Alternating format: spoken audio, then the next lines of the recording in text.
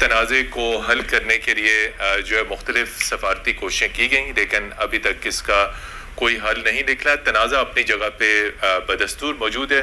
کشیدگی میں کچھ حد تک کمی آئی ہے۔ اس تنازع کا پس منظر کیا ہے اور اس کے خطے کی سیکیورٹی کے اوپر کیا اثرات پڑیں گے، پاکستان اس تنازع کو کیسے دیکھ رہا ہے اور دنیا کی بڑی بڑی طاقتیں اس تنازع کو کیسے دیکھ رہی ہیں، ماسکو کیسے دیکھ رہا ہے، واشنگٹن میں امریکی صدر کی جانب سے جو ہے ایک مرتبہ پھر ثالثی کی پیشکش کی گئی ہے۔ انہوں نے ثالثی کی پیشکش کی ہے چین اور بھارت کے درمیان اس تنازع کو حل کرانے کے لیے، اور اس سے جڑے ہوئے دیگر تمام تر موضوعات، نیپال اور انڈیا کے درمیان جو سرحدی تنازع ہے، آخر یہ سرحدی تنازع ہے کیا اور اس کا پس منظر کیا ہے، اس تمام تر ایشوز کے اوپر۔ اور اس کے ساتھ ساتھ چونکہ پاکستان بھی اس خطے کا ایک انتہائی اہم فریق ہے، پاکستان کے ساتھ جو اس کے جڑے ہوئے معاملات ہیں، لداخ کا معاملہ اس وقت گلوبل ہیڈ لائنز ہیں، تو اس کا کیا آپ کو تنازع بڑھتا ہوا نظر آ رہا ہے یا تنازع کا کوئی آپ دیکھ رہے ہیں کہ کوئی حل ہے اس کا؟ بہت شکریہ متین صاحب، آپ نے بہت اہم موضوع کا چناؤ کیا ہے آج۔ میں یہ سمجھتا ہوں کہ جو فوجی کشیدگی ہے وہ تو شاید اس میں کسی حد تک کمی آئے، کیونکہ بھارت کی دفاعی اعتبار سے چائنا کے رد عمل کے حوالے سے صلاحیت اور سیاسی ارادے کے امکانات کافی کم ہیں، لیکن میں اس کو ہائبرڈ وارفیئر کے کانٹیکس میں سمجھتا ہوں۔ ایک تو امریکہ نے سیاسی انداز میں بھارت کو اوبویسلی سپورٹ کرنے کی کوشش کی ہے، اگرچہ فیس ویلیو پہ ایک ٹویٹ آیا امریکی صدر کی جانب سے میڈیشن کے حوالے سے، لیکن اوبویسلی چونکہ ان کے تصویراتی جو رواسم ہیں نیو دہلی کے ساتھ وہ بہت قریب ہوتے جا رہے ہیں، تو میں نہیں سمجھتا کہ اس کو کوئی سنجیدگی سے بیجنگ میں لیا جائے گا۔ البتہ انہوں نے ایک قرارداد جو موو کی گئی ہے یو ایس کانگریس میں تبت کی آزادی کے حوالے سے، وہ امریکہ کی ایک انڈائریکٹ کوشش ہے چین پہ اپنا سیاسی دباؤ بڑھانے کے لیے۔ اور تیسری طرف میں یہ سمجھتا ہوں کہ ابھی حال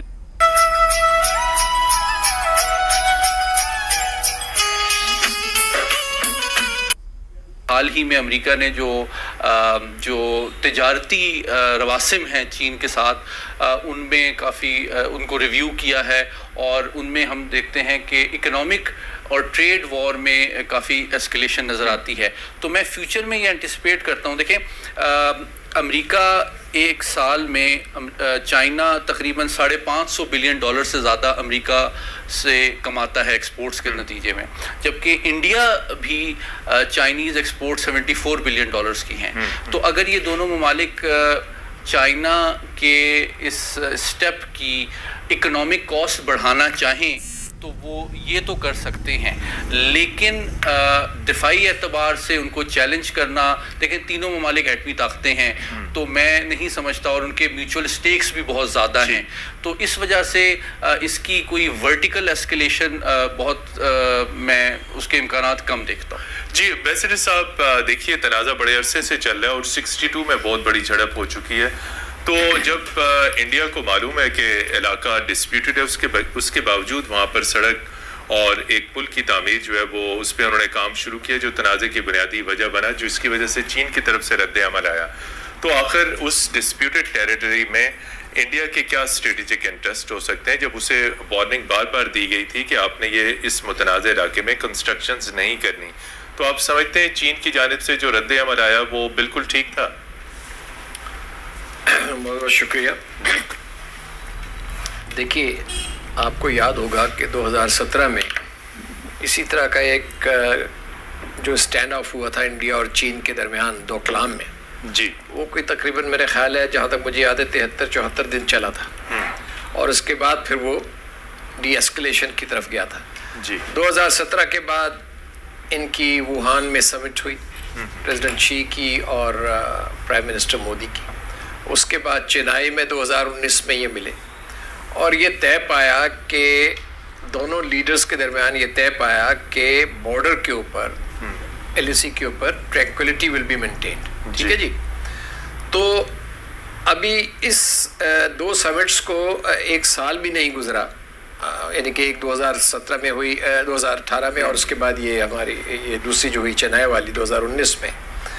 यानी कि अभी स्याही भी खुश्क नहीं हुई और ये दोबारा बॉर्डर के ऊपर आप ये एस्केलेशन देख रहे हैं। तो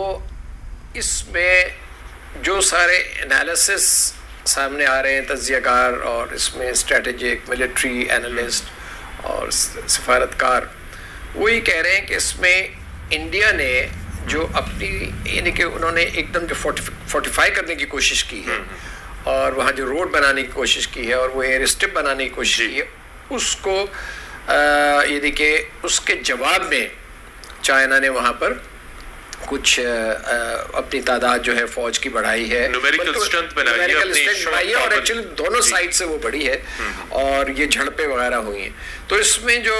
बज़ाहिर नज़र आ रहा है उसमें ये साफ नज़र आ रहा है कि इंडिया की तरफ से ये एक ब्रॉडर और बिगर अंडरस्टैंडिंग हुई थी, उसकी खिलाफ वर्जी। सईद मोहम्मद अली साहब, ये बताइए कि आप देखते हैं कि जो ख़ास तौर पर अमरीकी सदर की जानिब से मैसेज आया मुसाइदत का, और आप देखते हैं इसमें कुछ सिंसियरिटी है, और जिस तरह कि आप पहले खुद कह चुके हैं कि उधर से वाशिंगटन मुसाइदत के भी ऑफ़र करता है लेकिन एंटी चाइना स्टेप्स भी वो लेता है, तिब्बत की रिकग्निशन के लिए बिल भी मूव होते हैं। तो ये अमेरिका की जानिब से जो मुसाइदत की जो ऑफ़र है ये कोई कारगर हो सकती है, चूँकि इशू तो बहुत गंभीर है।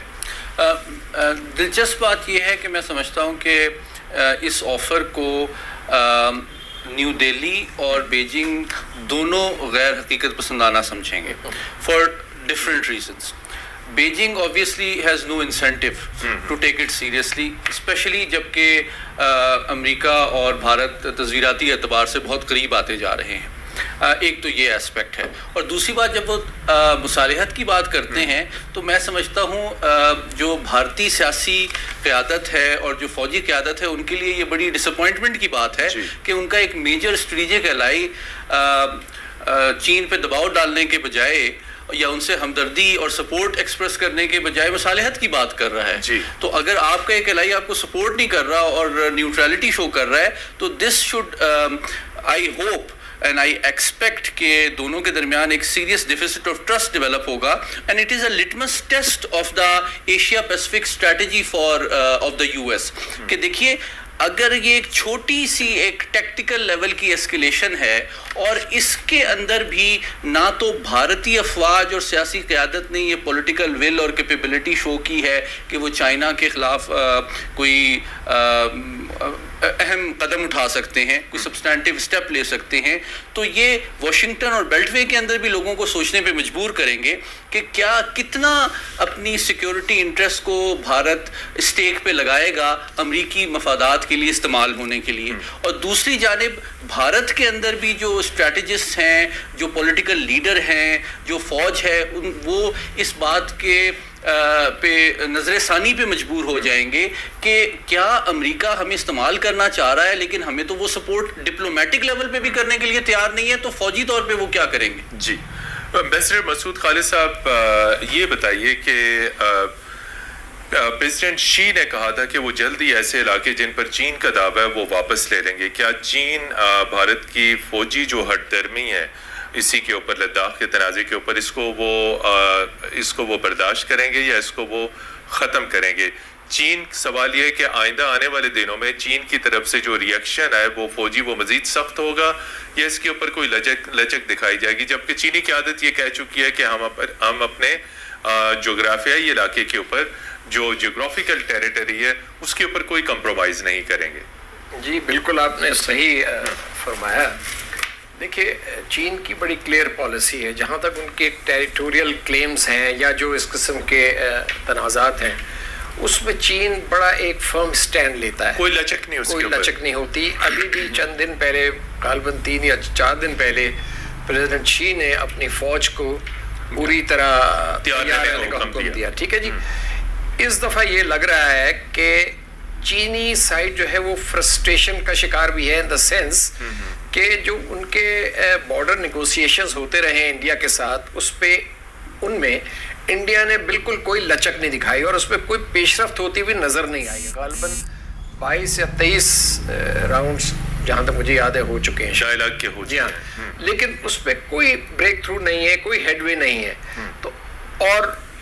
یعنی کہ ہیڈ وے ایک طرف نہیں ہے اور دوسری طرف یہ کہ اس قسم کی جو ہے آپ نے دیکھا کہ انہوں نے خلاف ورزی کی ایک انڈرسٹینڈنگ جو بڑی انڈرسٹینڈنگ تھی لیڈرز کے درمیان اور انڈیا نے بلکہ اشتعال انگیزی میں سمجھتا ہوں. چین جو ہے جی چین کی پالیسی کو سمجھنے کے لیے بڑا ضروری ہے کہ چین جنرلی بڑا تحمل سے کام لیتا ہے اور چینی